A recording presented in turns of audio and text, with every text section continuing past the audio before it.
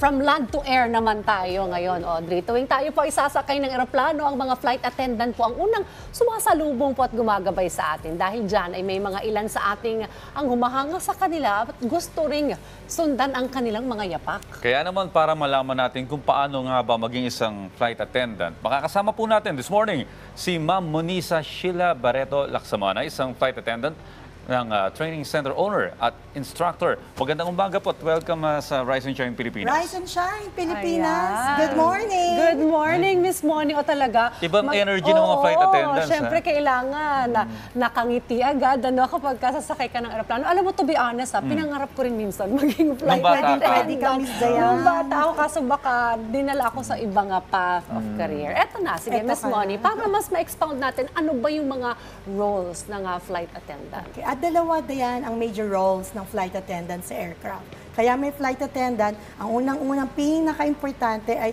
makarating sila sa kanilang destinasyon ng safe. Ayun. Yan, ng ligtas. Kasi maraming pwede silang ma-encounter ng mga emergencies sa aircraft. Mga medical emergencies din. And the second one is the cabin service, which is yung welfare and comfort ng mga pasahero, yung mga needs nila during the flight.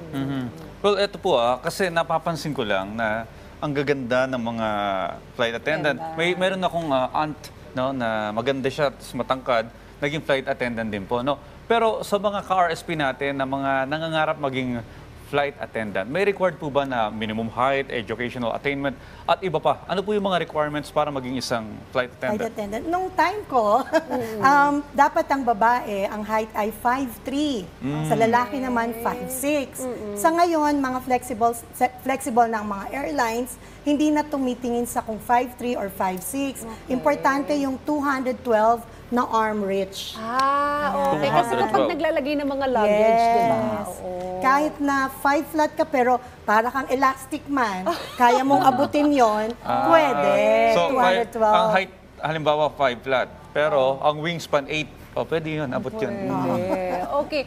Bago maging opisyal na flight attendant, syempre kailangan mo nang sumailalim sa training. Gaano ba katagal po usually yung training? At ano ba yung mga kailangan matutunan ng mga aspiring flight attendant? Naku, madami, Dayan. Sabi nga nila yung daw pag-aaral na ginagawa ng isang flight attendant during the training, pag ginawa niya habang nag-aaral siya, valedictorian na daw. It's really rigid, talaga ang training. So kadalasan po, depende po sa airlines. Meron pong 5 weeks, may 6 weeks. Nung panahon ko po, tumagal ang training ko ng 1.5 months.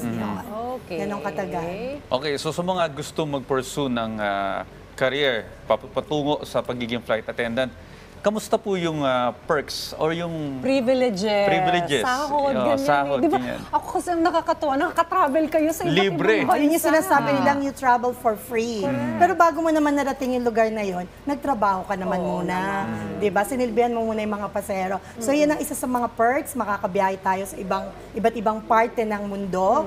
Hindi lang tayo rito sa Pilipinas. Kahit sa Pilipinas, iba-ibang parte ng Pilipinas. Tapos we have discounts din sa ticket. If halimbawa, gusto kong magbakasyon, makakakuha ko ng discounted na ticket, pati family, magulang. May body pass, di ba? Meron. Yun, yung tinatawag na body pass. Tama. Tapos, sa mga hotels, may mga discounts din kami all over the world. Hindi lang yung hotel sa atin sa Pilipinas. Pag nagbakasyon ka, gusto mo magstay sa mga hotels, syempre, accommodation, nagbibigay din po ng discount sa mga flight attendant. Or even when you dine in, dun sa restaurants, dun sa hotel, you'll be given discounts. And, of course, yung shopping, Dayan. Diba? Meron ding discount. Yes, kasi may duty-free, diba? Yun, duty-free. So, may tax-free ang ating shopping, Dayan. Ayun. Okay. Dun sa mga, ikaw ma'am, I'm curious to know, ilang taon ka naging flight attendant? Talibot mo na ba ang buong mundo? Ay, hindi pa naman kasi napakalaki ng mundo. I wish talagang nalibot ko lahat. Pero, modesty aside, marami na rin naman po ako napuntahan. Ang saya kasi, nakakalibot ka for free, sabi nga. Pero itong question ko, kasi marami tayong nakikita sa social media, even sa ibang bansa, na nagba-viral, na minsan yung mga passengers impatient or medyo may attitude talaga. Paano yung training sa mga flight attendants to ethical standards, social graces, to handle yung mga impatient na Mga mga... nag-irate na ng mga Naku, pasahero. marami yan. Sa tagal ko pong lumipad, ako po ay lumipad ng almost 15 years. 15 Okay, naging years. cabin manager din po ako.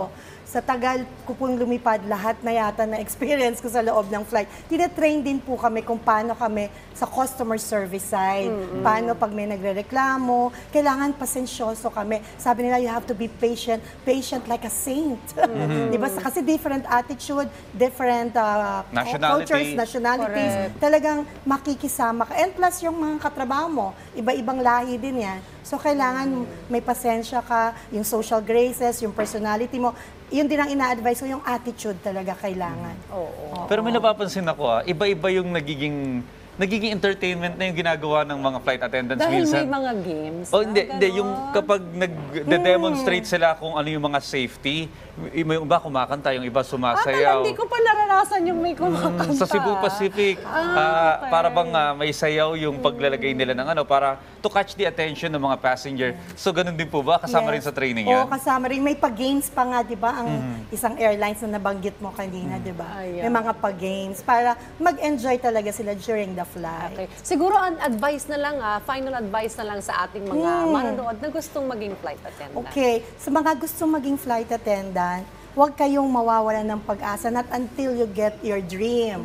Okay, pursue your dream. Ayan, at gawan nyo rin ng mag-training kayo, or like, if meron kayong weakness, halimbawa, ang kahinaan nyo, communication skills, those things po pwede nyong matutunan. So, lahat ng mga weakness nyo, yung personality, tamang attitude, yan po ang kailangan sa pagiging flight attendant. Just pursue your dreams. Ayan. Well, good luck sa mga aspiring flight attendants natin dyan at magaganda yung mga tips na ibinigay sa atin ni Ms. Moni Sheila Barreto Laksamana. Salamat po sa Thank you pagbahagi so po ng much. inyong Thank you kaalaman. so much. Dito po sa Rise and Shine Pilipinas. Maraming salamat po. Thank you.